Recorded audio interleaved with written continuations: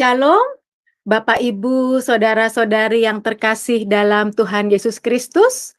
Kita panjatkan pujian dan syukur kepada Tuhan Yesus karena berkat dan kasih karunia-Nya kita bertemu di Bible Study Sema Adonai bersama dengan KTB Kelompok Tumbuh Bersama Jerman pada hari Minggu tanggal 9 Juni 2024. Kita akan melanjutkan kembali pelajaran dari buku Sejarah Penebusan seri ketiga yang berjudul Pelita Perjanjian yang Tak Terbadamkan, karya Pendeta Abraham Park, Dr. Ministry DD. Tema hari ini adalah sejarah zaman hakim-hakim bagian ketiga yang akan kembali disampaikan oleh Ibu Alida Nur, Dr. Ministry. Baik, kita akan membuka Bible Study ini dengan doa pembukaan yang dipimpin oleh Ibu Yanti Verster. Waktu dan tempat dipersilahkan.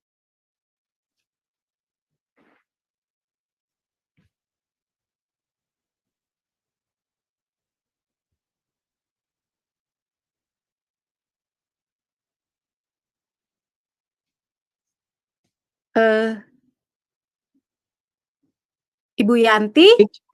Ibu Yanti kayaknya nggak ini, biar saya aja yang pimpin doa Bu, ya, iya. Bu Dewi. Ya, mari kita satukan hati di dalam doa.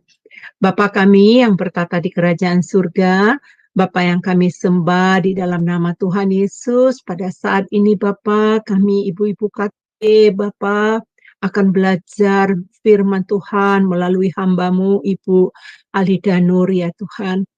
Bapa, kami minta cahaya terang-Mu menyinari kami semua sehingga kami dapat memahami pengajaran-pengajaran yang akan disampaikan kepada kami. Dan begitu juga ya Bapa untuk Ibu Alida, biarlah Engkau naungi dia dengan kasih-Mu Tuhan, memampukan dia untuk menyampaikan pengajaran ini kepada kami supaya kami semua dapat belajar kebenaran firman-Mu. Mampukan dia Tuhan untuk menjelaskan kepada kami ya Bapa. Bapa, terima kasih untuk semua tim yang bertugas pada hari ini. Engkau akan memberkati Bu Dewi yang akan menjadi moderator kami dan juga operator di belakang layar. Biarlah Engkau juga yang menyertainya Bapa, dan kami percaya ya Tuhan, kasih anugerah-Mu ada dalam hidup kami dan kami siap belajar Bapa. Di dalam nama Yesus kami berdoa. Amin. Amin. Terima kasih Ibu Heni untuk memimpin doa pembukaan. Kita akan melanjutkan pelajaran Bible Study dari tema yang lalu yang akan disampaikan oleh Ibu Alida, Dr. Ministry, dan yang akan membantu membacakan firman Tuhan adalah Ibu Indah. Waktu dan tempat dipersilakan Ibu. Baik, saya share screen dulu.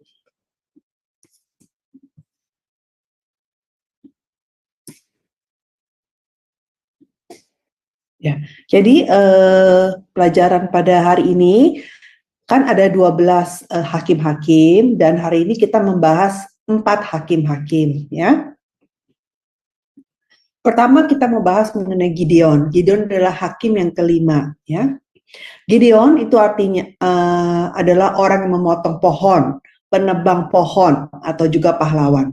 Nah, jadi setelah hakim yang terakhir, kemudian orang Israel melakukan lagi yang jahat kepada Tuhan, sehingga Tuhan kemudian menyerahkan mereka ke tangan orang Midian selama 7 tahun. Itu tertulis di Hakim 6 ayat 1.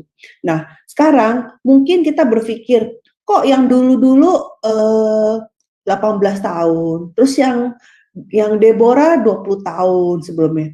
Harusnya kan makin dosa makin banyak, harusnya makin panjang ya hukumannya. Tapi yang ini kok cuma 7 tahun gitu ya. Saya juga dulu pikir begitu, kenapa ya? Kan tapi setelah saya baca-baca lagi, kalau yang 18 tahun, 20 tahun, itu hanya ditulis ditindas. Terus nggak ada deskripsinya lebih gimana lagi. Tetapi kalau saya lihat di sini, 7 tahun ini walaupun pendek, tetapi sangat-sangat menderita sampai-sampai mereka nggak bisa tinggal di rumahnya sendiri. Ya, sampai-sampai dideskripsikan bahwa betapa mereka takutnya sama orang Midian, sampai-sampai mereka tinggalnya di gua-gua. Ya, seperti itu. Ya, jadi kita bisa lihat bahwa mereka itu bahkan sampai merampas ya semua bahan makanan, baru saja mereka mau bercocok tanam, terus baru saja mau mulai harvest, langsung dirampas semuanya ya. Jadi mereka sampai ditinggal sampai mereka semua kelaparan ya. Jadi beda ya, di zaman Ehud itu cuma paling mereka hanya kasih upeti seperti begitu. Ya, jadi kita lihat walaupun 7 tahun, tetapi sangat-sangat menderita seperti itu. Nah, sekarang dengan kondisi yang seperti ini, kemudian orang-orang Israel mereka berseru kepada Tuhan dan Tuhan mulai memanggil Gideon sebagai hakim. Nah, pada waktu Gideon dipanggil oleh Tuhan, apa yang Gideon sedang lakukan? Tolong dibaca, Ibu Indah. Firman Tuhan diambil dari Hakim 6 ayat 11 sampai 12. Kemudian datanglah malaikat Tuhan dan duduk di bawah pohon Tartatin di Ofra, kepunyaan Yoas, orang Abizer itu. Sedang Gideon anaknya menggarik gandum dalam tempat pemerasan anggur agar tersembunyi bagi orang Midian. Ayat 12, malaikat Tuhan menampakkan diri kepadanya dan berfirman kepadanya, demikian, Tuhan menyertai engkau, ya pahlawan yang gagah berani. Iya, kalau kita baca di sini, Gideon ini lagi mengirik gandum. Nah, kita tahu dan yang namanya gandum berarti itu kan harusnya di field ya, di lapangan begitu ya, seperti ceritanya kayak Boas gitu ya. Tentunya lagi mungut-mungutin gandum dan lagi mengirik gandum, udah harus di luar. Kan dia perlu udara seperti itu. Beda dengan pemerasan anggur itu di dalam. Tapi di sini kita lihat bahwa Gideon yang harusnya mengirik gandumnya itu di luar, di tempat terbuka, saking takut dirampas mereka, jadi dia mengiriknya di dalam rumah seperti itu. Ya. Jadi kita lihat bagaimana Gideon sendiri pun bukan orang yang berani, ya. Gideon ini adalah penakut. Tetapi malaikat itu datang dan panggil Gideon sebagai seorang pahlawan. Ya, nah jadi kita lihat di sini bahwa ternyata ini ketika Tuhan mau memakai Gideon sebagai hakim, Gideon ini sebenarnya nggak ada tidak ada kualifikasi lah untuk benar-benar menjadi seperti pahlawan ya, karena dia sendiri dalam posisi yang lemah dan juga sebenarnya dia juga penakut gitu. Tetapi ketika Tuhan mau memakai Gideon, ya, maka orang yang lemah ataupun penakut itu pun bisa dipakai Tuhan menjadi pahlawan. Nah, setelah malaikat itu kasih tahu ya misinya kepada Gideon untuk membebaskan umat Israel dari orang Midian, terus Gideon bertanya, dengan apa aku akan selamatkan orang Israel? Ya, aku ini adalah orang yang paling kecil dari suku Manasye dan juga aku anak bungsu. Ya, tapi ketika Gideon bertanya itu, Tuhan memberikan kepastian, ya, kepastian bahwa Tuhan pasti akan menyertai Gideon. Kalau dalam bahasa Indonesianya mungkin tidak jelas ya, hanya dibilang, tetapi akulah yang menyertai engkau di Hakim-Hakim 6 ayat 16. Tapi dalam bahasa Inggris, surely, pasti aku akan menyertai engkau. Nah, ketika Tuhan bilang pasti aku akan menyertai engkau, Gideon nggak langsung amin-amin juga, ya. Dia pun tetap minta tanda, ya, tetap minta tanda, ya. Dan waktu itu Tuhan memberikan Gideon tanda, ya. Jadi ketika Gideon itu memberikan korban, ya, terus datanglah api api dari langit dan memakan habis koma persembahan. Jadi itu sebagai tanda. Nah, disitulah baru Gideon, oh oke, berarti ini benar Tuhan yang menyuruh aku untuk menyelamatkan orang Israel. Nah, kemudian ya malam itu ya Gideon sama 10 hambanya dia merobohkan mesbah Baal, ya, dia menebang tiang berhala Asyera. Nah, sebenarnya ada story-nya lebih panjang lagi ya, yang dimana orang-orang Israel mau protes, kok kamu tebang-tebang tiang berhala kita gitu ya kan. Tapi waktu itu dibela sama ayahnya. Jadi ini saya nggak gitu panjang ceritanya karena kita mau fokus kepada cerita mengenai Gideon yang mau jadi hakimnya, yang mau siap-siap menyerbu Midian ya. Jadi setelah itu setelah beberapa lama waktu kemudian, jadi ini kita kalau cerita ini kadang-kadang di Hakim sepertinya itu ceritanya kayak sehari-sehari gitu, sebenarnya enggak begitu ya. Jadi setelah beberapa lama kemudian, setelah proses mengenai Gideon itu melakukan reformasi agama, setelah itu barulah orang Midian tuh bersiap-siap mau menyerbu Israel. Nah, saat itu ya ketika Tuhan mau kasih tahu ke Gideon lagi, Gideonnya minta tanda lagi. Kali ini dia minta tandanya bukan sekali, tapi mintanya 2 kali ya. Dia bilang apa? Hanya di atas, jadi dia minta itu ada embun ya. Dia mau taruh apa guntingan bulu domba ya. Kemudian dia mau cek besoknya. Ya kan embun setiap pagi pasti turun ya. Nah, dia bilang tandanya adalah hanya di atas guntingan bulu domba itu ada embun ya, tapi tanah di sekitarnya kering. Nah, udah lihat tanda itu, terus Gideon bilang apa? Mau minta tanda lagi, coba kita coba di switch dibalik. Jadi 2 hari ya, ini tandanya berarti kan? Ya. Jadi besok paginya dicek lagi dan kali ini dia minta tandanya apa? Hanya guntingan bulu domba itu yang kering dan di atas tanah itu ada embun. Nah, berarti total ada 3 tanda yang si Gideon minta sama Tuhan. Ya. Kita lihat di sini bahwa Tuhan ini masih sabar saja sama si Gideon ini ya, yang terus minta tanda. Kenapa Tuhan ini sangat sabar sama Gideon? Karena Tuhan benar-benar mau menyelamatkan umat Israel lewat Gideon. Seperti itu ya. Nah, kemudian kita lihat bagaimana proses Allah memilih 300 pahlawan Gideon. Di antara semua hakim-hakim, 12 hakim, menurut saya pribadi cerita yang paling dramatis itu adalah cerita yang mengenai Gideon ya. Sampai 300 pahlawan ini sampai dibikin film ya. Sampai dibikin film, tapi tentu tuh versinya bukannya si Gideon, tapi 300-nya pahlawan apa, orang Persia atau apa. Pokoknya kita mengenai kehebatan 300 orang ini ya kan. Jadi sedikit-sedikit diambil dari Alkitab ceritanya ya. Jadi ceritanya tentara Midian ini ada 135.000 ya. Tetapi tentara Israel cuma ada 32.000. Ini saja sudah tidak seimbang. Tetapi walaupun tidak seimbang, Tuhan bilang apa? Masih kebanyakan. Ya. Dan Tuhan masih mau mengurangi jumlah itu. Ya. Kenapa Tuhan mau mengurangi jumlahnya? Karena Tuhan tidak mau nanti ketika menang, orang Israel bilang apa? Bahwa yang menang ini karena mereka, karena tentara mereka banyak, seperti itu.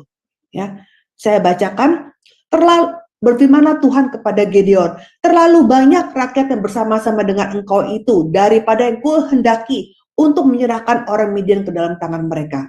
Jangan-jangan orang Israel memegah-megahkan diri terhadap aku sampai berkata, tanganku sendirilah yang menyelamatkan aku.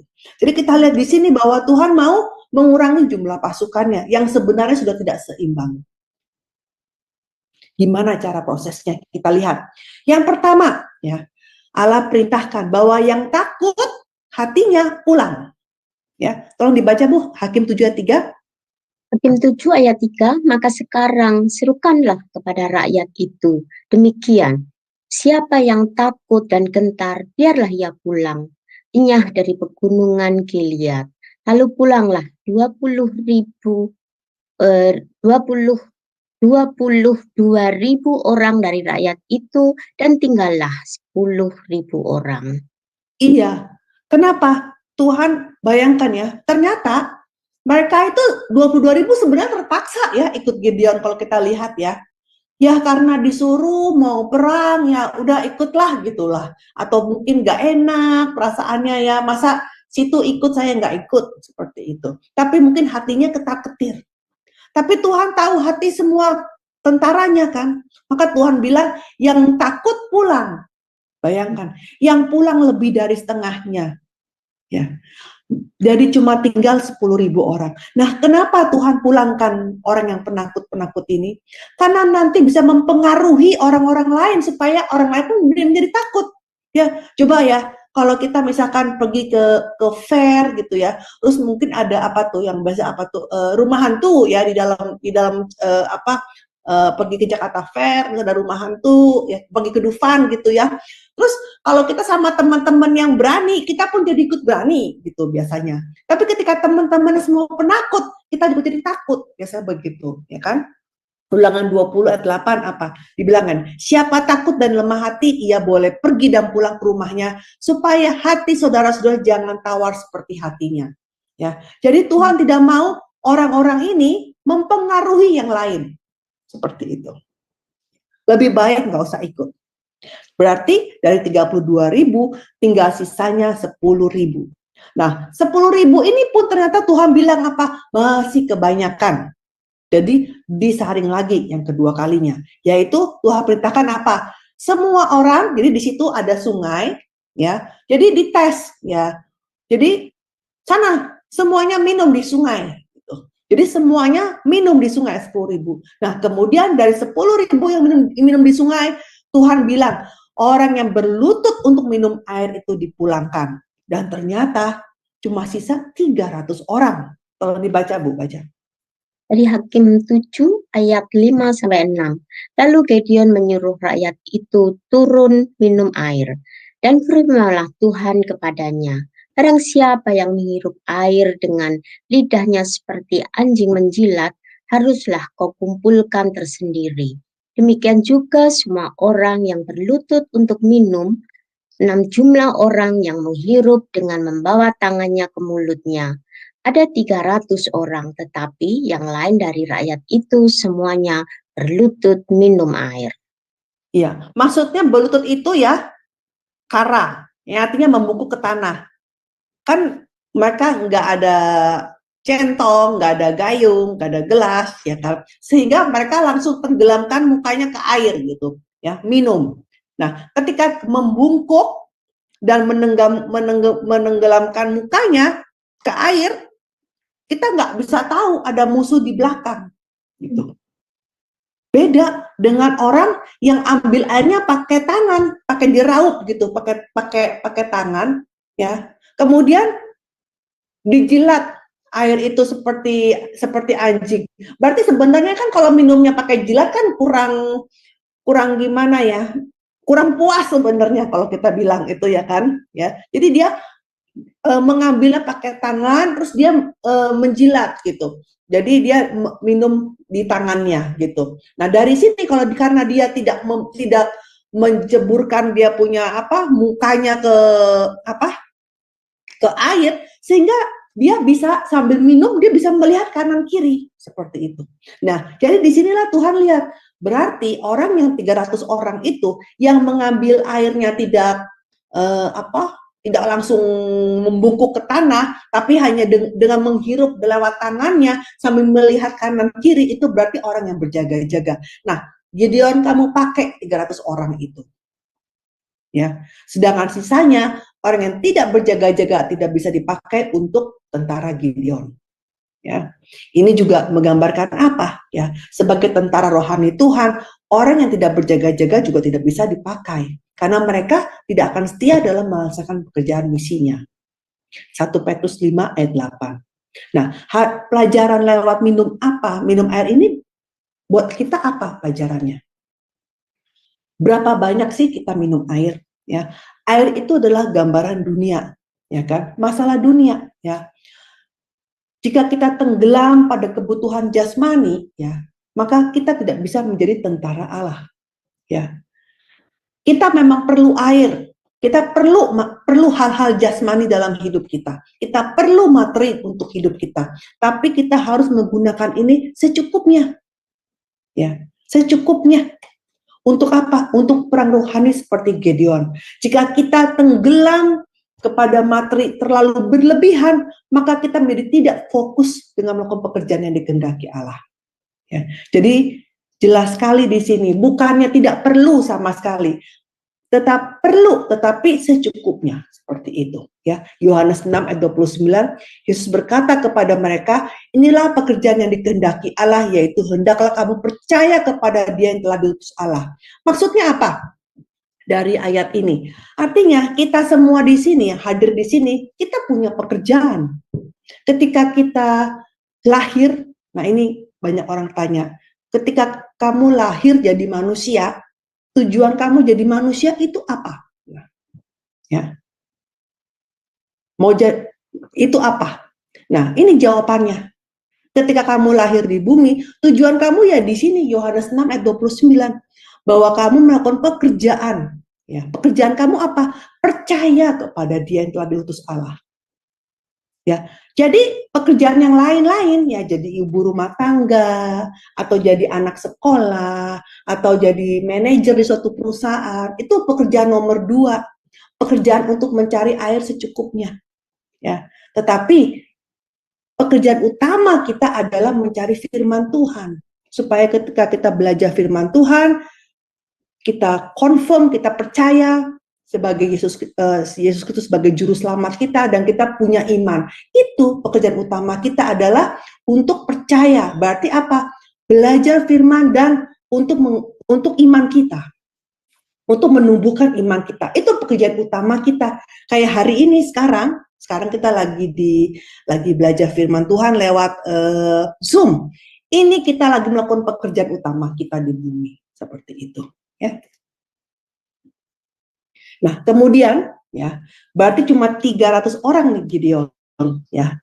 Nah, hati Gideon gimana ya? Takut nggak? Saya sih jujur kalau jadi Gideon saya tambah takut, karena bukan 32.000 lagi, hanya 300 orang. Saya gimana mau perang dengan 300 orang? Hati Gideon pasti jadi ciut, ya seperti itu. Nah, tapi Tuhan luar biasa, Dia tahu sekali hati Gideon. Ya, maka sebelumnya Tuhan bilang sama Gideon, Gideon, sana kamu pergi ke tempat perkemahan musuh, ya malam-malam, pelan-pelan gitu ya maksudnya ya. Nanti kamu ketemu satu perkemahan musuh, kamu dengerin perkataan mereka. Coba kalau kita pikir perintah itu, ya, Tuhan suruh saya kemana? Suruh pergi ke perkemahan musuh buat nguping pembicaraan mereka, ya kan? Aduh, takut juga ya ke perkemahan musuh. Tapi di sini Tuhan tahu hati Gideon yang takut. Lalu Tuhan bilang apa? Udah, kamu bawa aja, kamu punya bujang kamu tuh Sipora, ya. Kamu berdua sama dia pergi ke perkemahan musuh. Terus kamu nguping percakapannya, ya. Nah, akhirnya dia lakukan pelan-pelan ya, ketika malam-malam lagi tidur ya, kemudian dia musuh lagi tidur ya di perkemahan, mereka berdua pelan-pelan pergi ke tempat perkemahan musuh. Tolong dibaca, Bu. Dari Hakim-Hakim 7 ayat 13 sampai 14. Ketika Gideon sampai di situ, kebetulan ada seorang menceritakan mimpinya kepada temannya. Katanya, "Aku bermimpi. Tampak sekeping roti jelai terguling masuk ke perkemahan orang Median. Setelah sampai ke kemah ini, dilanggarnya lah kemah ini sehingga roboh dan dibongkar bangkirkannya. Demikianlah kemah ini habis runtuh." Ayat 14, lalu temannya menjawab, "Ini tidak lain dari pedang Gideon bin Yoas orang Israel itu. Telah menyerahkan orang Median dan seluruh perkemahan ini ke dalam tangannya." Ya, coba ya kita pikirkan. Ini Gideon ini nggak kenal kan sama orang-orang Midian, ya. Dan Gideon ini juga siapa sih Gideon gitu, sampai dia ngetok banget, sampai orang Midian tahu tentang Gideon. Ya. Jadi rasanya kalau kita baca ini rasanya mustahil kan? Bayangkan, itu perkemahan musuh itu sangat banyak. Kita ngomong ini 135.000 orang, ya kan? Nah, di antara begitu banyak perkemahan, ya kalau saya jadi Gideon, saya ngupingnya perkemahan yang paling pinggir, ya kan? Saya mana berani ke perkemahan yang tengah-tengah, ya seperti itu. Pasti kita mau yang paling pinggir. Dan di antara pinggir kemah, dia pilih aja salah satu. Kok bisa? Pas yang dia dengar itu adalah orang yang bermimpi tentang Gideon. Kalau bukan ini tuntunan Tuhan. Ini pekerjaan Tuhan. Karena kalau bukan pekerjaan Tuhan, tidak mungkin sebegitu kebetulannya. Ya, di antara begitu banyak perkemahan, orang itu mimpi yang si Gideon lagi nguping. Dan bagaimana orang itu bisa tahu itu Gideon. Emang Gideon ini siapa? Gitu. Ya, Gideon itu bukan raja Israel. Nggak ada yang tahu Gideon itu siapa. Tapi di sini mungkin, ya, kemungkinan ketika Gideon itu menjadi terkenal kapan? Ketika dia merobohkan tiang Asyera, ketika dia melakukan reformasi agama.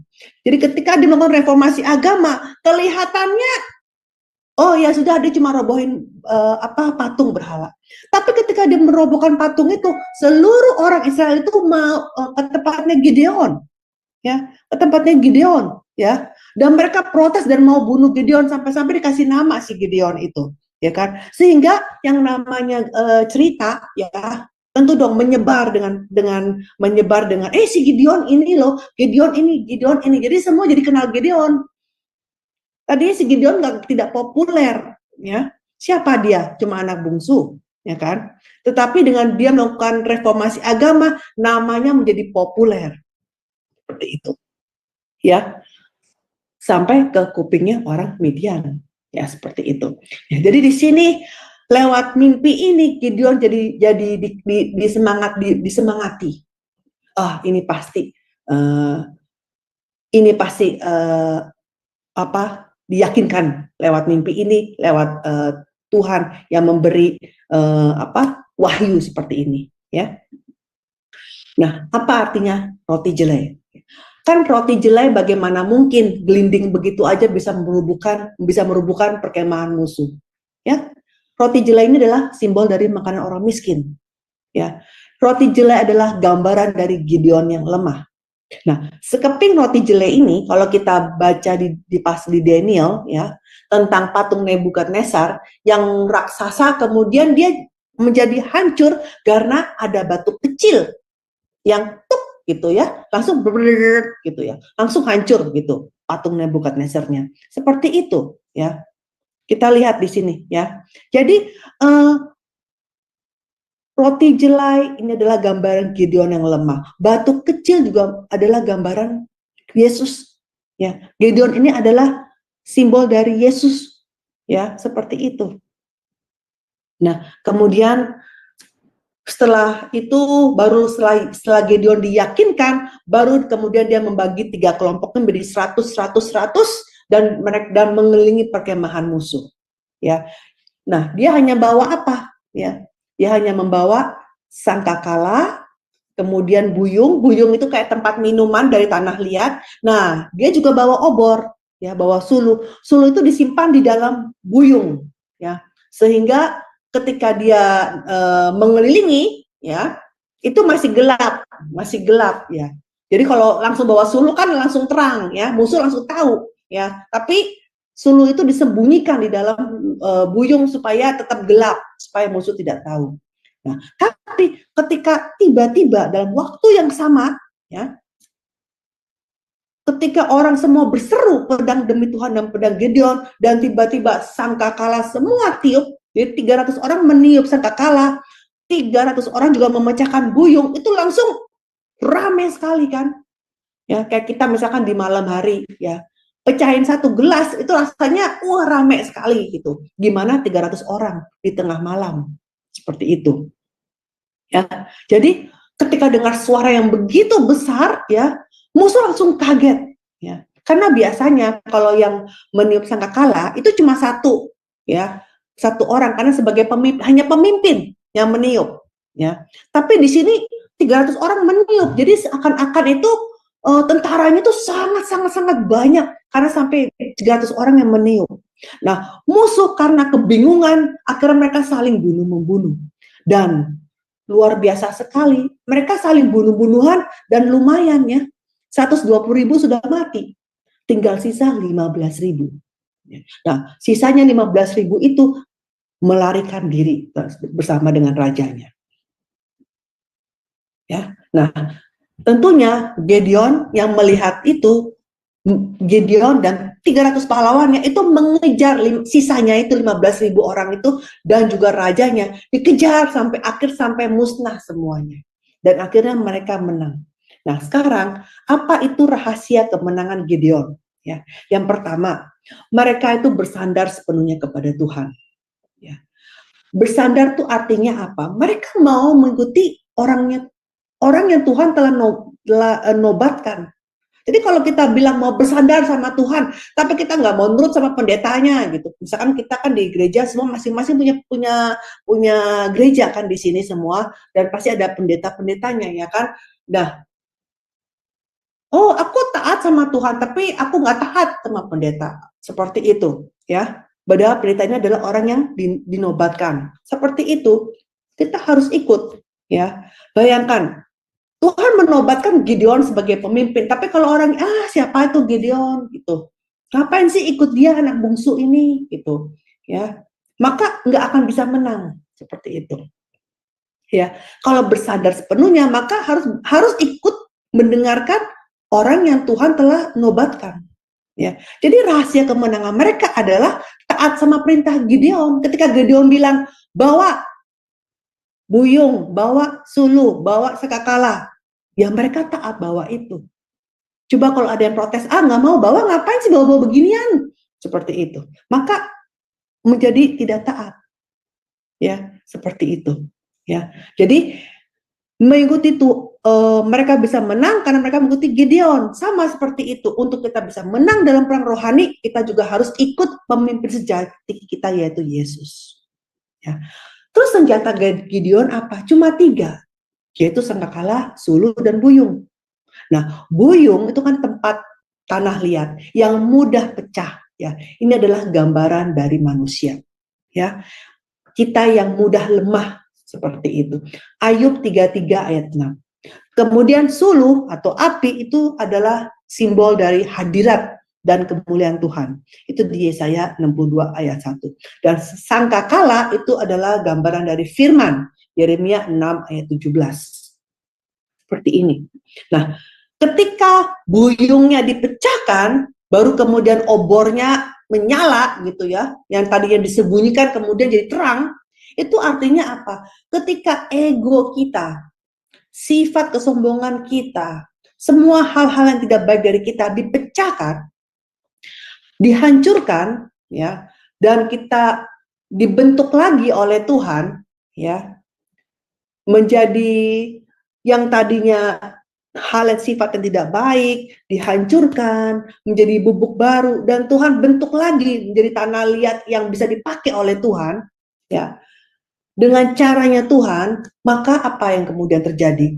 Yesus akan tampak, kemuliaan Yesus akan tampak, kuasa Yesus akan keluar dari orang itu ya, dan kita bisa dipakai oleh Tuhan dan kita bisa menang ya. 2 Korintus 4 ayat 7 tolong dibaca. 2 Korintus 4 ayat 7, tetapi harta ini kami punyai dalam bejana tanah liat, supaya nyata bahwa kekuatan yang melimpah-limpah itu berasal dari Allah, bukan dari diri kami. Iya, berarti diri kita harus dipecahkan supaya Allahnya keluar gitu, seperti itu. Supaya Allahnya terang kelihatan. Jadi seperti buyung dipecahkan, obornya jadi nyala seperti itu, jadi terang. Ya. Kolose 2 ayat 3 tambahannya. Kemudian yang kedua, rahasia yang kedua adalah karena 300 orang pahlawan ini bersatu. Ketika Gideon kasih perintahnya itu sampai 2 kali ditekankan. Hei, perhatikan aku ya, lakukan seperti ini ya. Itu mereka semua taat. Bayangkan dari 300, kalau semuanya nggak taat bagaimana? Atau disuruh pukul barengan, tapi tiba-tiba tuk, semuanya nggak taat gitu ya. Lain-lain gitu, tuk, situ pentong, sana pentong, tuk, lain-lain. Jadinya musuh juga akan tahu, oh ini sebenarnya orangnya cuma gantian pukul aja, seperti itu. Ya. Ini karena sama-sama, sehingga itulah rahasia kemenangannya saat bersatu. Ya. Begitu juga ya. Ini juga gambaran apa buat kita? Ketika kita melayani di gereja, ya pastilah ada orang yang kita tidak suka.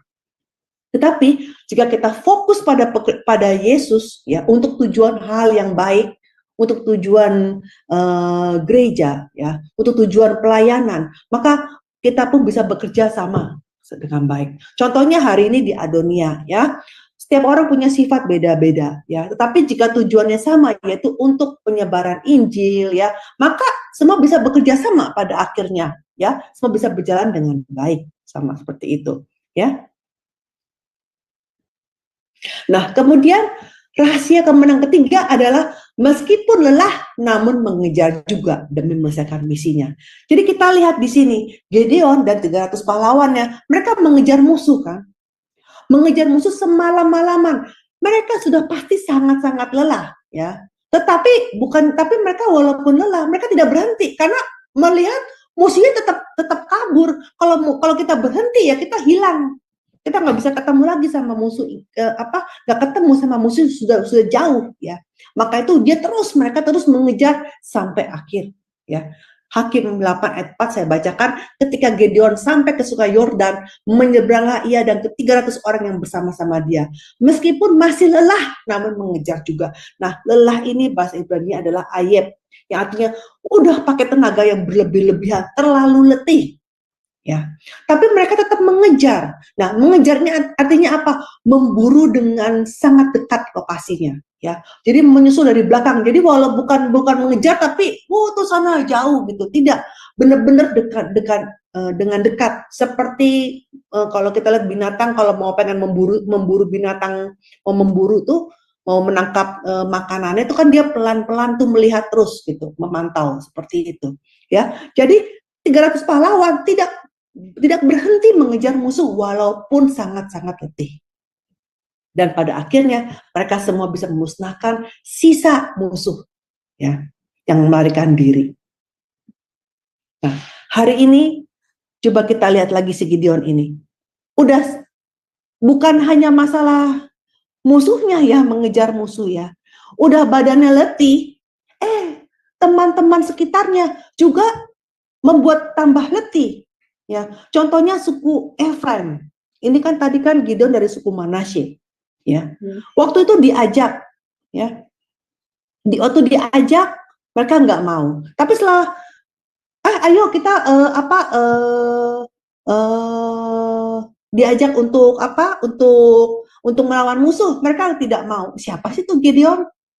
Ya, mungkin kita bisa kalah. Udahlah daripada kalah, udahlah terserah kamu maju sajalah gitu. Tetapi setelah mereka melihat ini kayaknya hampir menang gitu. Nah, baru mereka maju dan mau menolong. Ya, kita punya nggak sih teman-teman yang kayak begitu? Kadang-kadang kita melakukan suatu proyek gitu, kadang-kadang di kantor apa, mungkin proyeknya banyak gitu ya. Ya, dari awal sampai akhir ya. Cuma ada teman mungkin yang dari awal tuh ya bantunya kagak mau bantu gitu. Tapi setelah udah mau ending baru mau bantu gitu. Supaya nanti setelah selesai namanya semua disebut gitu. Ya, kemuliaannya sama seperti itu ya. Jadi ada orang yang seperti itu, ya kan? Nah, jadi sebenarnya ini kan bikin susah ya. Bikin tambah lelah ya dengan orang dengan suku-suku Efraim ini, ya. Nah, suku Efraim ini dia protes ketika sudah mau selesai nih, udah mau ending gitu. Ya. Kenapa nggak dari awal kamu ajak kami gitu kan? Seperti itu, ya kan? Tapi Gideon ya tetap dia rendah hati. Nggak apa-apa seperti itu. Untuk apa? Supaya tidak terjadi pertengkaran antar suku. Ya, seperti itu. Jadi walaupun suku Efraim rasanya sepertinya iri hati, ya, dan kayak protes, kenapa sih nggak ngajak dari awal seperti itu? Tapi Gideon tahu, udah ya sama aja kok. Gideon bilang mau ikut yang di endingnya juga sama aja gitu maksudnya Gideon. Jadi dia menghibur suku Efraim sehingga tidak terjadi perselisihan. Nah, kemudian bukan hanya suku Efraim saja, ya. Ketika mereka lagi mengejar rajanya Midian, itu mereka sampai di satu tempat, ya. Mereka sampai di satu tempat yang namanya Sukot sama Penuel, ya. Itu tempat tinggal orang-orang Israel juga. Nah, waktu itu Gideon minta roti sama mereka. Dan apa kata mereka? Ya, tolong berikan beberapa roti untuk rakyat yang sudah capek ini, sudah letih ini, kan Gideon bilang begitu. Nah, terus apa kata para pemuka di Sukot? Dia bilang apa? Sudahkah Seba dan Salmuno itu ada di dalam tanganmu? Seba dan Salmuno ini adalah raja-raja Midian, ya. Kalau kamu sudah berhasil membunuh musuh, baru aku kasih roti. Maksudnya seperti itu. Ya. Begitu juga ketika Gideon sampai di kota Penuel, juga sama, ya, minta roti, gitu ya. Terus orang-orang bilang apa? Emang kamu udah bunuh itu musuh itu? Ya, udah bunuh rajanya, gitu. Seperti itu. Nah, akhirnya Gideon kesel juga ya. Ini kok teman-teman sebangsanya ya nggak mau bantu ya. Badan yang diminta nggak banyak, hanya roti ya untuk kasih tenaga supaya apa? Supaya mereka bisa mengejar kembali musuh. Ya. Akhirnya Gideon bilang apa kepada orang Penuel? Apabila aku kembali nanti dengan selamat, aku akan robohkan menara ini. Jadi di tempat Penuel itu ada menara. Ada menara. Jadi si Gideon dia mengancam kepada orang Penuel. Coba kita lihat, para penduduk ini Penuel Sukot tidak ada rasa syukur sama sekali sama Gideon. Harusnya mereka sudah bersyukur ya. Dari 135.000 ya, sudah mati 120.000 dan kemudian Gideon ini lagi mengejar musuh. Dan ini bukan musuh Gideon saja, ini musuh mereka juga. Yang dimana mereka sampai-sampai harus ngumpet di gua-gua. Ya, harusnya mereka ikut turut membantu, ikut support ya. Tapi mereka nggak mau kasih support, nggak ada rasa syukur sama sekali sama Gideon. Ya. Nah, seperti itu ya. Karena mereka nggak ada rasa syukur sama Gideon, maka ketika Gideon sudah membunuh musuh, kemudian Gideon balik lagi ke tempatnya Penuel dan Gideon rubuhkan menara mereka. Ya. Nah, menara rohani itu adalah Tuhan Yesus kan, tempat perlindungan kita. Ketika kita berdiri di sisi yang salah, ketika kita tidak berdiri bersama Tuhan, tidak ada rasa syukur, maka Tuhan tidak lagi menjadi menara perlindungan kita seperti Penuel itu. Ya. Nah, jadi cerita Gideon sampai di sini ya. Gideon ini artinya apa tadi? Orang yang memotong pohon, penebang pohon, pahlawan. Dan sesuai arti namanya, Gideon sudah menumbangkan bangsa Midian yang bagaikan pohon raksasa. Ya, jadi kita lihat bahwa Allah telah menampakkan kuasanya melalui lewat Gideon yang lemah. Dan di sini setelah itu Gideon menjadi hakim selama 40 tahun. Jadi amanlah negeri itu selama 40 tahun. Ya. Nah, kita lihat di sini hasil dari Allah yang bekerja, 300 pahlawan ini telah mengalahkan musuh yang 450 kali lebih banyak. Ya. Hari ini di dalam kehidupan iman kita, ya, kita mau setia sama Bapa, kita mau ikut Bapa, ya. Tetapi orang-orang di sekitar kita ini kadang membuat hati kita menjadi lemah, hati ya menjadi ciut, ya. Tapi ingat, ya, bahwa Tuhan ini memberikan kekuatan kepada orang yang lemah. Mazmur 139 ayat 10, ya. Juga di sana tanganmu akan menuntun aku dan tangan kananmu memegang aku. Jadi kalau tangan kanan Tuhan memegang kita, ya, maka Tuhan akan memberikan kekuatan kepada kita. Ya. Dan juga seperti 300 pahlawan yang terus mengikuti Gideon, ya. Mengikuti kehendak Allah Bapa tidak mudah. Apalagi ditambah dengan apa? Yang tambah melelahkannya apa? Kesalahpahaman dari keluarga kita, teman-teman kita, ada penganiayaan, ada kesengsaraan, ada cemoohan yang membuat kita menjadi tambah letih. Ya. Nah, tapi ketika kita bersandar kepada Tuhan, ya, dan mengibaskan semua hal yang membuat kita menjadi letih, maka dan kita tetap bisa maju sampai akhir walaupun kita sangat-sangat letih. Ya, jadi Galatia 6 ayat 9, janganlah kita jemu-jemu berbuat baik karena apabila sudah datang waktunya kita akan menuai jika kita tidak menjadi lemah. Ya, Matius 24 ayat 13, tetapi orang yang bertahan sampai pada kesudahannya akan selamat. Nah, sekarang hakim yang ke-6, Tola. Tadi Gideon itu sangat panjang ya, yang Tola dan berikutnya ini pendek. Ya. Nah, Tola itu artinya ulat atau belatung, ya, beranga itu belatung. Nah, sekarang Gideon ini setelah menjadi hakim ini dia punya banyak istri, ya. Ini yang menjadi batu sandungan. Dia punya banyak istri dan juga dia punya satu gundik, ya, tinggalnya di Sikem. Nah, si gundik ini melahirkan Abimelek. Jadi Abimelek ini sebenarnya anaknya Gideon dari hasil gundik. Nah, ketika Gideon mati, apa yang terjadi kemudian? Abimelek mau menjadi raja. Ya. Nah, Gideon dari istri yang sah itu ada 70 anak. Berarti sama Abimelek ada 71 kan. Nah, Abimelek ini mau membunuh 70-nya, 70 saudaranya. Ya. Berhasil 69. Sisanya si Yotam ini dia melarikan diri. Dia bisa membunuh ini kenapa? Karena ditolong oleh orang Sikem. Ya. Jadi dia bilang sama orang-orang sama orang kampungnya di Sikem, kamu mau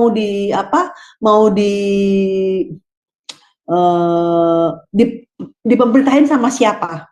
Mau sama 70 orang atau mau satu orang? Ya, dikasih begitu orang mungkin Sikem bilang, iya ya, daripada 70 orang, saya punya bos, mendingan satu orang saja. Apalagi satu orang ini satu kampung sama kita di Sikem. Jadi Sikem ini membela Abimelek seperti itu. Ya, dan di sini kita lihat Abimelek menindas rakyat selama 3 tahun. Jadi kalau kita lihat, ya, sebenarnya secara apa ya? Memang raja yang sah itu raja pertama itu Raja Saul kan, yang kedua Raja Daud itu kan raja yang sah ya kan.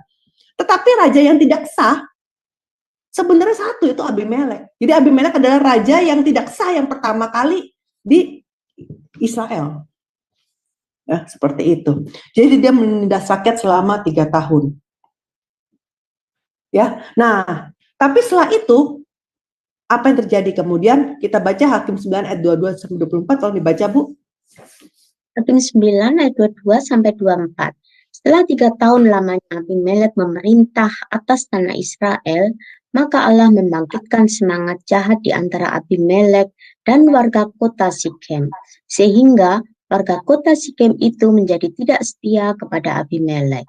Supaya kekerasan terhadap ke-70 anak Yerubbaal dibalaskan dan darah mereka ditimpakan kepada Abimelek, saudara mereka yang telah membunuh mereka, dan kepada warga kota Sikem yang membantu dia membunuh saudara-saudaranya itu.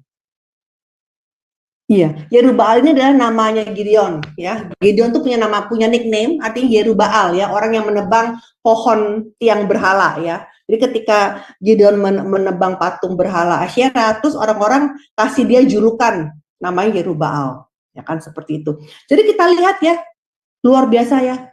Kalau orang yang namanya orang berbuat jahat, yang balas siapa? Tuhan sendiri yang balas. Ya. Jadi seperti itu. Abimelek ini orangnya jahat. Dia sudah membunuh 70, sudah membunuh saudara-saudaranya, 69 orang. Dan penduduk Sikem juga jahat ya. Dia membantu Abimelek. Sehingga apa yang terjadi? Allah juga yang mengatur, membangkitkan semangat jahat di antara Abimelek dan Sikem, sehingga mereka berdua saling berantem, saling berperang, dan akhirnya mereka semua mati semua. Ya, jadi Abimelek membakar 1000 orang penduduk Sikem, ya. Kemudian Abimelek sendiri mati ditimpa batu kilangan. Jadi sebenarnya ini tanpa kita ngapa-ngapain ya, Tuhan membalas sendiri. Ya, jadi nggak usah harus balas dendam, Tuhan akan balaskan sendiri. Luar biasa sekali kita lihat di sini. Ada ayat referensi Hakim-Hakim 9 ayat 56 sampai 57. Tuhan yang membangkitkan semangat. Jadi mereka yang jahat itu akan sama Tuhan diadu seperti itu, sehingga mereka karena upah mereka sendiri, karena upah kejahatan mereka sendiri. Nah, di masa inilah Allah kemudian mengangkat Tola sebagai hakim. Ya, Tola ini dari suku Isakar. Ya, kan tadi kan suku Manasye, sekarang suku Isakar. Dia memerintah selama 23 tahun. Hakim-Hakim 10 ayat 1 sampai 2 saya bacakan. Sesudah Abimelek bangkitlah Tola bin Pua bin Dodo seorang Isakar untuk menyelamatkan orang Israel. Ia diam di Samir di pegunungan Efraim dan ia memerintah sebagai hakim atas orang Israel 23 tahun lamanya. Kemudian matilah ia lalu dikuburkan di Samir. Nah, kata bangkitlah ini yaitu kum, adalah orang yang bangkit untuk melaksanakan suatu pekerjaan dengan tekad yang bulat. Jadi di bawah pemerintahan tirani dari Abimelek ini, Tola bangkit dengan rasa tanggung jawab untuk merealisasikan keadilan dan kebenaran Allah di Israel. Jadi di sini kita lihat Tola ini bangkit, tapi bukan bangkit untuk berperang sama Abimelek, tidak. Karena Abimelek sama Sikep udah dibereskan oleh Tuhan sendiri. Tetapi karena itu sudah tidak ada pemimpin, ya, sehingga Tola ini muncul sebagai hakim, ya, untuk menenangkan, ya, untuk membereskan, ya, supaya aman negeri ini, seperti itu. Ya, nah Tola, ya, kalau kita lihat ya di dalam peta Kanaan, ya, Tola itu kan dari suku Isakar. Isakar itu adalah di atas, ya, di bagian utara.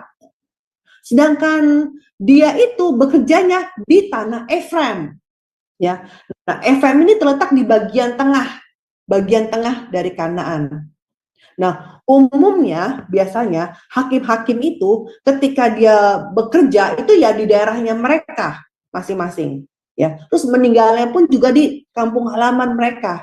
Tapi di sini sampai dijelaskan bahwa si Tola ini dia bekerjanya bukan di tempat daerahnya dia, tapi di tempat lain, di tanah Efraim, dan dia sampai mati di Samir, seperti itu. Nah, kata Samir sendiri yang sangat unik adalah kata Samir ini berasal dari kata samarnya, artinya menjaga, memelihara, dan juga bertanggung jawab. Jadi kita lihat di sini, orang yang mengasihi Allah, dia akan menjaga tempatnya bertugas. Tapi sebaliknya, orang yang mengasihi dunia, dia akan meninggalkan tempatnya bertugas. Contohnya Demas, ya. Demas itu awalnya adalah pengikutnya dari Rasul Paulus, kan. Dia bantuin Rasul Paulus. Tapi ketika dia melihat, kok ikut Rasul Paulus, kok rasanya nggak enak ya, ada penganiayaan, ya, hidupnya susah, ya. Sehingga akhirnya dia nggak tahan. Dan akhirnya dia apa? Dia pergi meninggalkan Rasul Paulus. Ya, karena Demas, 2 Timotius 4 ayat 10, karena Demas telah mencintai dunia ini dan meninggalkan aku. Ia telah berangkat ke Tesalonika, Kreskes juga telah pergi ke Galatia, dan Titus ke Dalmatia. Jadi tadinya Demas itu adalah pengikutnya sama-sama Rasul Paulus, tapi karena melihat kesusahannya, maka akhirnya dia meninggalkan Rasul Paulus dan mencintai dunia. Ada juga pengikut yang tadinya meninggalkan Rasul Paulus tapi kemudian kembali lagi. Itu siapa? Itu adalah Markus. Ya, kita tahu dong, Markus mengadakan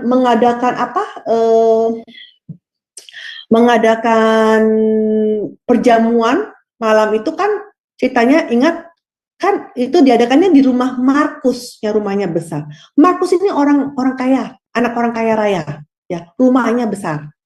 Ya, makanya diadakan perjamuan itu sering kumpul di rumahnya Markus. Sambil menunggu setelah itu ketika mereka berkumpul di rumah Markus, ya, rumahnya besar. Nah, Markus yang orang kaya raya ini suka, ya, sama pengajaran Kristus, dan dia mau ikut Rasul Paulus. Tapi karena dasar anak-anak orang kaya nggak bisa hidup susah, nggak bisa hidup kok kelaparan gitu, ya. Hidupnya susah, dan dia meninggalkan Rasul Paulus. Tapi kemudian dia bertobat dan dia ikut lagi, seperti itu, ya. Tapi Demas tidak, ya.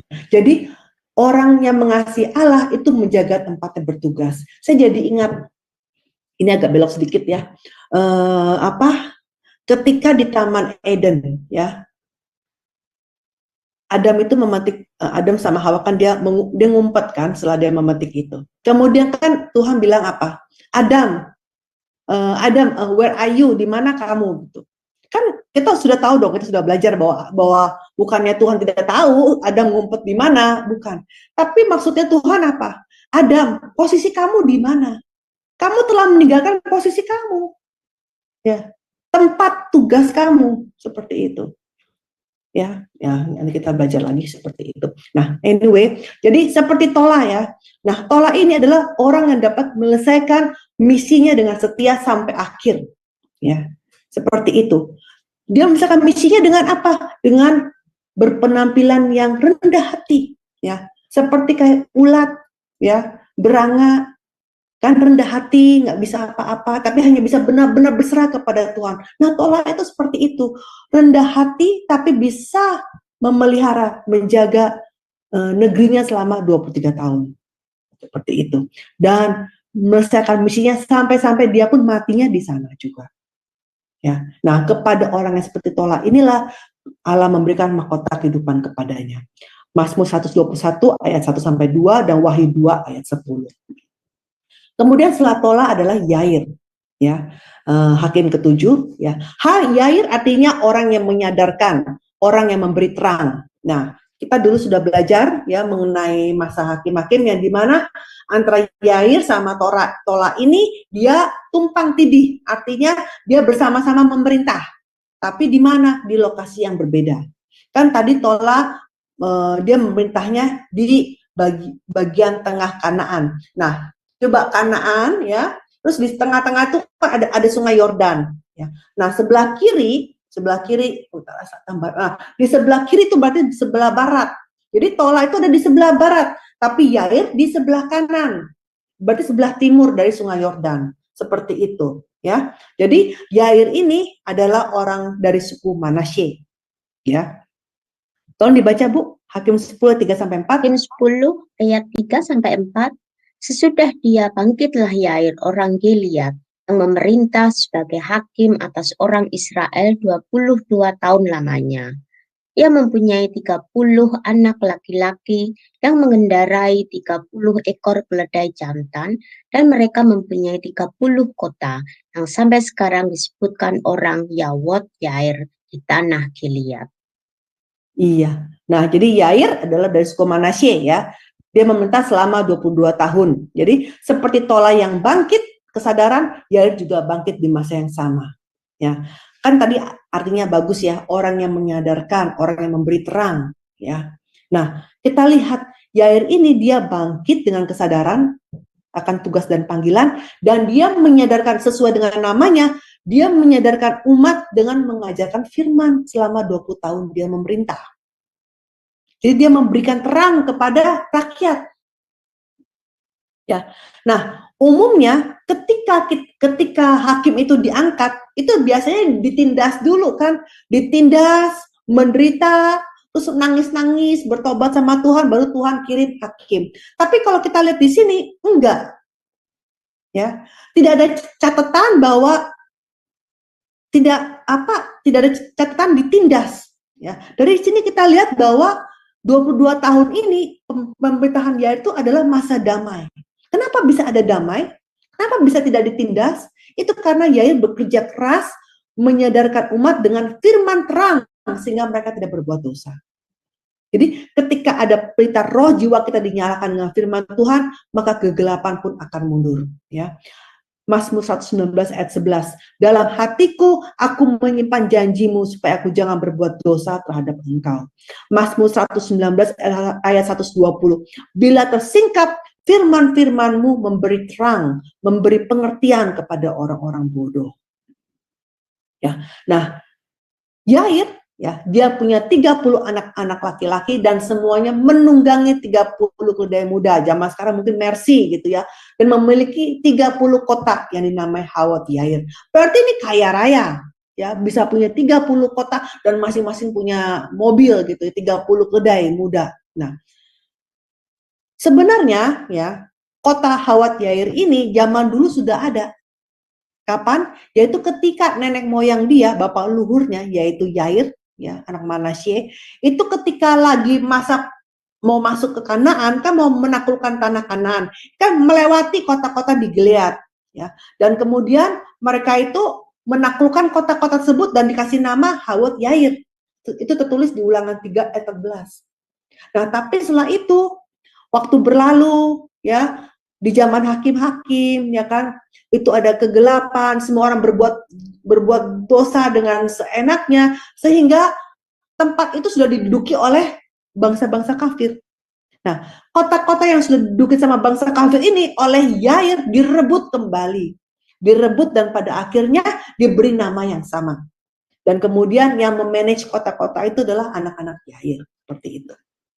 Ya, jadi 260 tahun kemudian, ya, Hakim Yair merebut kembali wilayah yang sudah diduduki oleh orang-orang kafir, ya, dan memberi nama yang sama. Ya, jadi seperti Yair, orang yang mengusir kuasa kafir yang melawan Allah dengan mengajarkan firman Tuhan dan mewariskan iman serta menuntun banyak orang kepada kebenaran akan menerima berkat sampai kepada generasi akan datang. Jadi Yair bisa kaya raya itu berkat dari Tuhan karena dia telah apa? Dia telah memberikan terang kepada rakyatnya. Ya. Dia telah mengusir orang-orang kafir dan merebut kembali wilayah tersebut. Jadi Tuhan kasih berkat kepada warga Yair. Ya. Mazmur 37 ayat 28. Sebab Tuhan mencintai hukum dan ia tidak meninggalkan orang-orang yang dikasihinya. Sampai selama-lamanya mereka akan terpelihara, tetapi anak cucu orang-orang fasik akan dilenyapkan. Ya, jadi keturunan-keturunannya dia pelihara.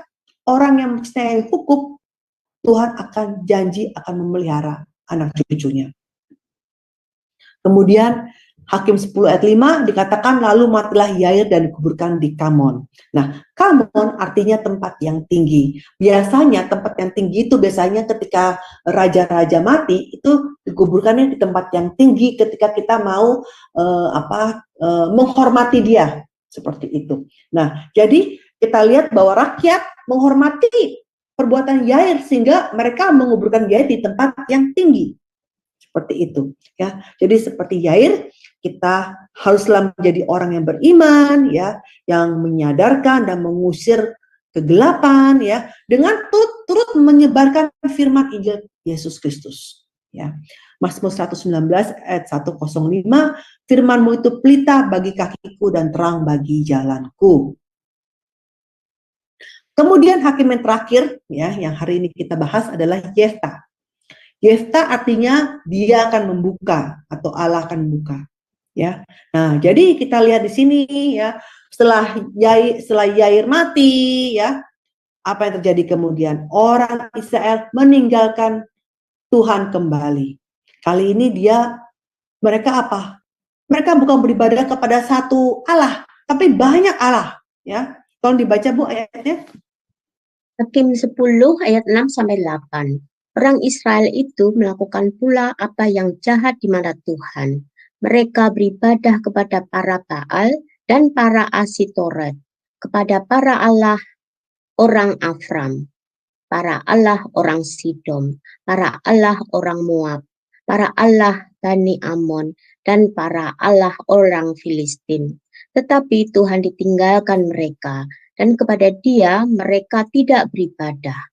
Lalu bangkitlah murka Tuhan terhadap orang Israel, dan ia menyerahkan mereka ke dalam tangan orang Filistin dan Bani Amon. Dalam tahun itu juga orang Israel ditindas dan diinjak mereka. 18 tahun lamanya mereka memperlakukan demikian semua orang Israel yang di seberang sungai Yordan di tanah orang Amori yang di Gilead. Iya, kali ini luar biasa, bukan satu Allah, tapi banyak Allah, semua disembayangin sama mereka, seperti itu, ya. Sehingga karena dosanya begitu banyak, maka kali ini bukan 20 tahun, ya, tetapi malah apa? 40 tahun, wah luar biasa lama sekali, ya. Dan kali ini bukan satu, ditindasnya dari kanan dan kiri, ya.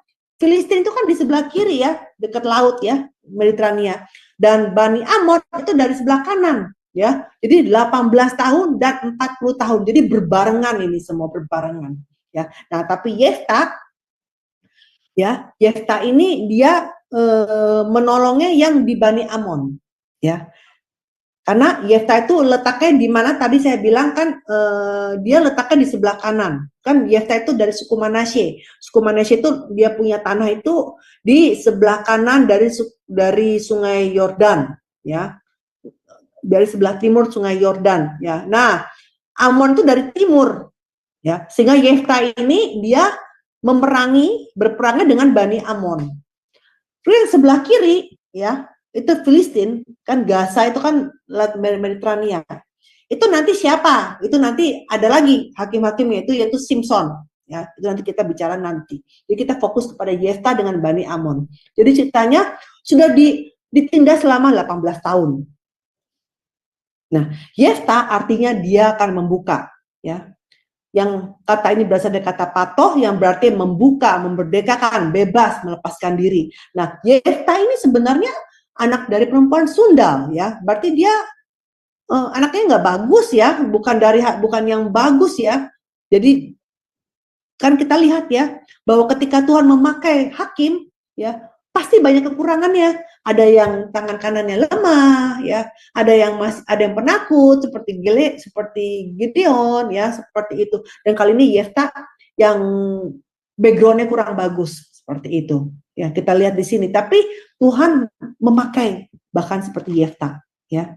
Sampai-sampai Yefta ini karena dia dari perempuan Sundal, maka dia diusir sama anak-anak dari istri ayahnya ketika ayahnya mati ya. Jadi diusir, nggak terima pusaka. Nah, karena penindasan Bani Amon selama 18 tahun sangat menderita, maka kemudian para tua-tua pergi menemui Yefta ya. Yang tadinya Yefta itu sudah diusir ke tanah Tob ya. Nah, kelihatannya terus mereka minta tolong pada Yefta. Kelihatannya yang mengangkat Yefta ini adalah tua-tua kan, berarti manusia kan.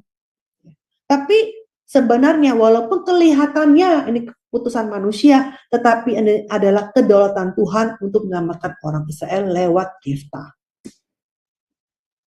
Tolong dibaca Bu, Hakim 11 ayat 3. Hakim 11 ayat 3. Maka larilah Yefta dari saudara-saudaranya itu diam di tanah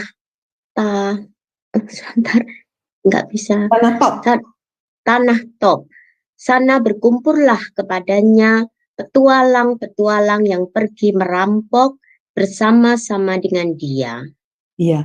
Nah, bahasa Indonesianya itu terjemahannya sedikit kurang benar ya. Jadi agak kelihatannya kalau baca begini mah Yefta nggak bagus ya.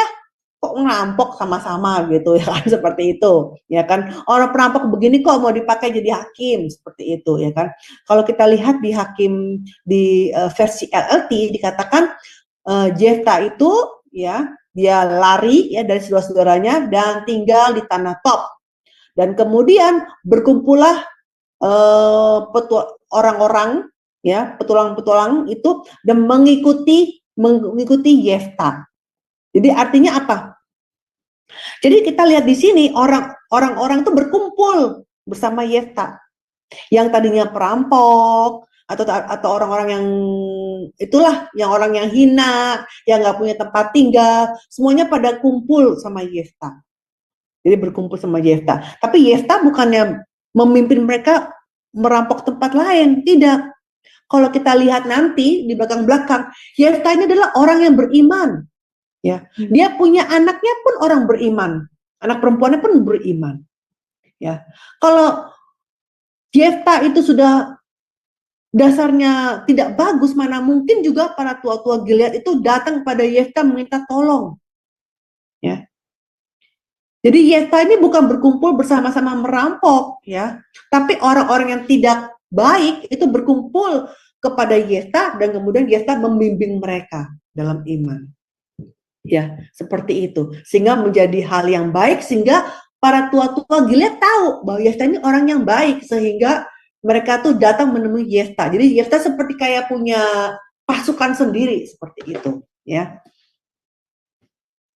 Sama ya, seperti kayak Daud ya, ketika Daud dia melarikan diri, ya, orang-orang tuh banyak yang tiba-tiba datang tempat Daud satu persatu, datang dan berkumpul bersama Daud, seperti itu.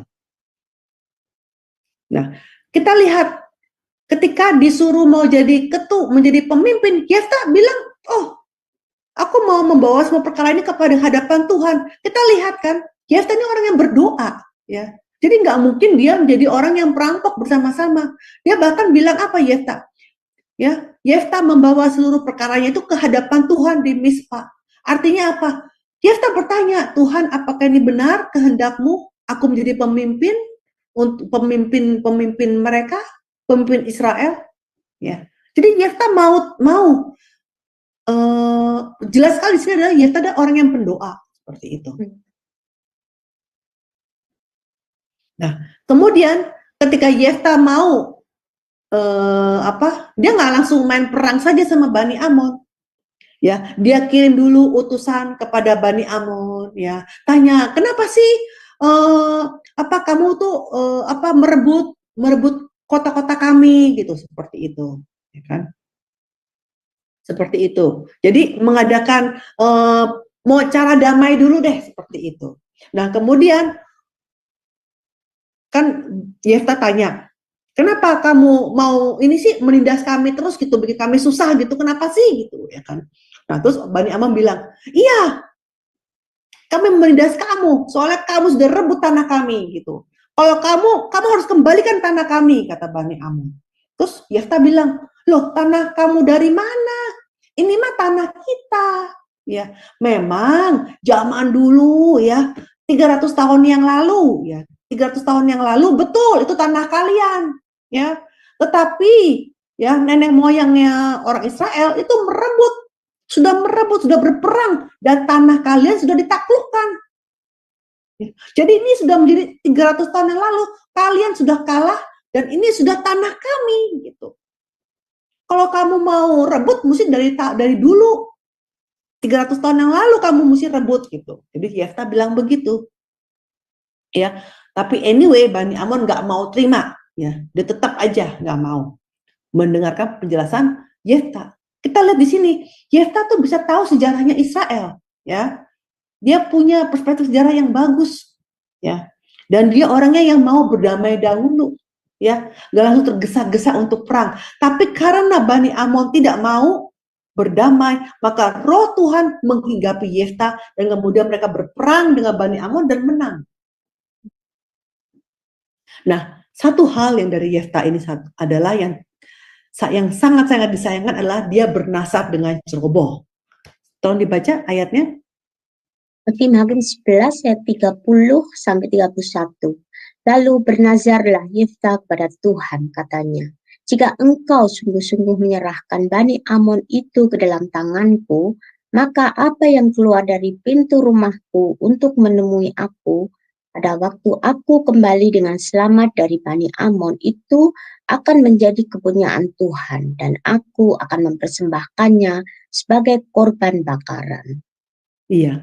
Nah, jadi waktu itu Yefta tuh bernazar, ya. Siapa yang keluar dari rumahnya mau jadi korban bakaran. Jujur aja saya juga lagi bingung ya, kenapa ya si Yefta itu bernazar. Terus nazarnya yang buka pintu rumah, yang keluar dari pintu rumah. Kalau yang keluar dari pintu rumah nggak mungkin kambing kan, nggak mungkin sapi kan yang keluar dari pintu rumah, pasti orang kan gitu, seperti itu. Saya lagi pikir begitu ya kan. Nah, tapi ya sudah ya kan, Yefta sudah bernazar seperti itu ya kan. Terus Yefta menang. Pas kembali tiba-tiba yang keluar dari pintu rumah dia adalah putri satu-satunya yang nyambut. Dan Yefta tuh sangat-sangat sedih. Dia sangat-sangat sedih. Tetapi putrinya Yefta pun adalah orang yang beriman. Ya, dia malah menghibur ayahnya. Dia bilang apa? Bapak, jika engkau telah membuka mulutmu bernasar kepada Tuhan, maka perbuatlah kepadaku sesuai dengan nasar yang kau ucapkan itu. Karena Tuhan telah mengadakan bagimu pembalasan terhadap musuhmu, yakni Bani Amon itu. Jadi sebenarnya Yefta tadi hampir-hampir antara mau lakukan apa tidak nazarnya, tapi putri Yefta mengingatkan Yefta lagi, ya, lakukan nasar kamu seperti itu, ya. Jadi iman Yefta ini, ya, sampai-sampai dicatat di kitab Ibrani pasal 11, yaitu kitab orang-orang beriman. Kenapa? Karena dia membayar nazarnya. Jadi pada akhirnya Yefta harus membayar nazarnya, ya, yaitu dengan menjadikan putrinya sebagai korban bakaran. Mungkin kita pikir ya, kenapa sih gitu? Kok Yefta seperti itu, ya? By the way, Yefta memerintah sebagai hakim selama 6 tahun. Nah, Alkitab mengajarkan kepada kita bahwa meskipun kita sudah rugi, kita harus membayar nazar yang kita sudah ucapkan kepada Tuhan. Jadi kalau kita merasa kita belum mampu membayar nazar, lebih baik jangan pakai sok-sokan pakai nazar-nazaran gitu. Karena kenapa? Sekali kita bernazar, kita harus bayar itu meskipun itu rugi. Tolong dibaca. Ulangan 23 ayat 21 sampai 23. Apabila engkau bernazar kepada Tuhan Allahmu, janganlah engkau menunda-nundanya, memenuhinya, sebab tentulah Tuhan Allahmu akan menuntutnya daripadamu, sehingga hal itu menjadi dosa bagimu. Tetapi apabila engkau tidak bernazar, maka hal itu bukan menjadi dosa bagimu. Apa yang keluar dari bibirmu haruslah kau lakukan dengan setia, sebab dengan sukarela kau nazarkan kepada Tuhan Allahmu sesuai yang kau katakan dengan mulutmu sendiri. Terus Bu baca. Dari Mazmur 15 ayat 4b, yang berpegang pada sumpah walaupun rugi. Iya, jadi kalau kita nggak bernazar, ya nggak ada masalah. Tuhan juga nggak suruh kita bernazar, tapi ketika kita bernazar harus melaksanakan. Ya seperti itu. Contohnya mungkin kalau sekarang misalkan apa ya? Oh, misalkan yang single ini ya. Aduh, Tuhan saya mau menikah di usia 30 misalkan. Jika memang benar saya menikah di usia 30, maka saya berjanji mau memberikan persembahan berapa gitu misalkan ya. Kita misalkan mau kasih berapa? 100 juta misalkan seperti itu. Nah, tahu-tahu menikah di usia 30. Ya, harus memberikan persembahan 100 juta itu. Walaupun ternyata aduh, ya. Ternyata kita perlu biaya untuk menikah seperti itu misalkan contohnya. Tapi itu kalau kita tahan-tahan itu, malah kita jadi berbuat dosa. Lebih baik kita nggak usah bernazar, lebih baik kita berdoa kepada Tuhan saja seperti itu tanpa perlu bernazar seperti itu. Jadi kita hati-hati dengan kata-kata nazar itu. Ya, jadi lebih baik tidak bernazar jika kita memang tidak bisa bernazar. Jadi hari ini selesai sampai sini dan mari kita berdoa. Bapa yang di surga, kami sangat sungguh bersyukur Bapak atas firman-Mu Bapak pada hari ini. Engkau telah mengajarkan kami Bapak mengenai rahasia kemenangan dari Gideon. Kita bagaimana mengikuti Yesus sampai akhir Bapak bisa menang. Bapak, tolong Bapak, Engkau telah mengajarkan kami Bapak betapa kami harus sepenuhnya percaya kepada Bapak, harus sepenuhnya bersandar kepada firman dan mengikuti Engkau sampai akhir. Tapi Bapak, kadang begitu banyak hal-hal Bapak yang membuat kami menjadi sangat letih dan sangat sulit untuk mengikuti firman Bapak sampai akhir. Tolong Bapak, kiranya Engkau kuatkan iman kami Bapak, tolong Engkau pegang kami dengan tangan kanan-Mu Bapak, sehingga kami pun dapat tetap setia kepadamu sampai akhir dan melaksanakan tugas yang telah Kau berikan kepada kami Bapak. Terima kasih ya Bapak, dan dalam nama Tuhan Yesus kami berdoa. Amin. Amin, amin. Terima kasih Ibu Alida untuk Bible Study yang tadi sudah disampaikan, sangat memberkati sekali. Saya rasa betul ya Bu, bahwa kita harus, apapun yang terjadi dalam kehidupan kita harus tetap setia mengikuti Tuhan. Kita belajar dari Hakim Gideon dan Yefta bahwa apapun yang terjadi kita harus tetap setia mengikuti Tuhan. Terima kasih Ibu. Di mana Bible Study ini juga benar-benar dijelaskan secara sistematis, secara detail oleh Ibu Alida, sehingga kita bisa mengerti lagi tentang firman Tuhan. Amin. Baik, kita sekarang mau masuk ke dalam berita KTB. Kelompok Tumbuh Bersama KTB akan diadakan kembali pada tanggal 7 Juli tahun 2024, hari Minggu seperti biasa. Waktunya adalah waktu Jerman pukul 16 sore, waktu Indonesia pukul 21 waktu Indonesia bagian Barat, dan waktu New York pukul 10 pagi. Pembicara Ibu Alida Nur, Dokter Ministry. Terima kasih. Baik, kita sekarang mau masuk ke dalam sesi tanya jawab. Saya persilahkan kepada Bapak Ibu, Saudara-saudari, ada yang mau bertanya dari tema hari ini? Ya, dipersilakan ya Bapak Ibu. Juga teman-teman yang ada di live streaming saat ini, jika ada yang mau bertanya, dituliskan aja, nanti saya akan membacakannya kepada Ibu Alida. Ya. Teman-teman yang di Zoom bisa angkat tangan ya, pakai tanda emojinya supaya kita bisa tahu siapa aja yang bertanya.